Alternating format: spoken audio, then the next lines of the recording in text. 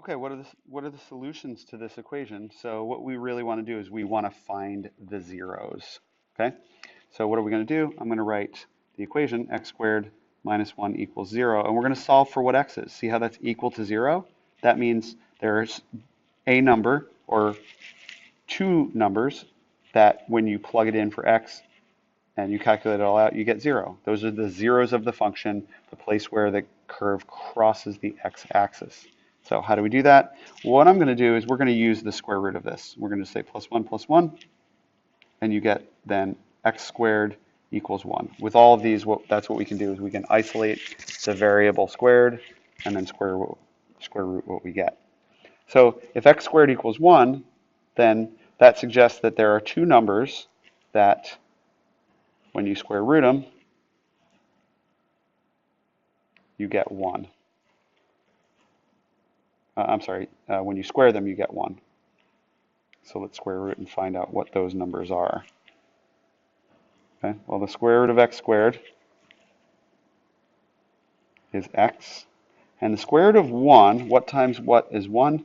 Well, you know that 1 times 1 is 1. But you should also know that negative 1 times negative 1 is 1. So positive and negative 1. Those are our two answers. Okay, so our curve needs to go through negative 1 and 1. And you see that both B and D have that. I'm going to cross out the answers A and C because they don't have positive 1 and negative 1 as the two solutions. Okay, B and D both do. So how do we choose from them? Well, you might recall this, what I said before, which is if you have a positive coefficient on the x squared term, and looking up top, watch, we do have a positive number, it's a 1, then it's going to open upward. So D opens downward, and that's not what it's going to do. So it is B. B is our answer for this. And this one's actually really interesting. Watch what happens. Okay, check it out. You're going to write 2x squared equals 2. That's the equation that they gave us. And what I told you to do is get it down to just saying x squared. Right now it says 2x squared. How can we get it down to just x squared? Well, we can divide both sides by 2. Now it just says x squared, and we can square root it. And 2 divided by 2 is 1. Now we're back to what we had on the last problem. X squared equals 1. So when we square root x squared, that's going to be equal to the square root of 1. And what do we have for the square root of 1? Well, here we're going to get x.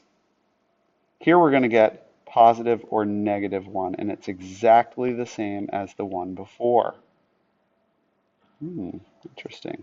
So what do we have? We have two answers, negative 1 and 1. We can cross out B. We can cross out D. Those aren't the answers because we need the one that says two solutions, negative 1 and 1. A and C both say that. So how do we know which one it is? Well, again, we're going to say, does it open upward or does it open downward?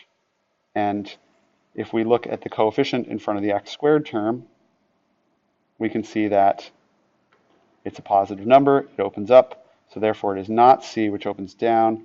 It is A. Hope that made sense.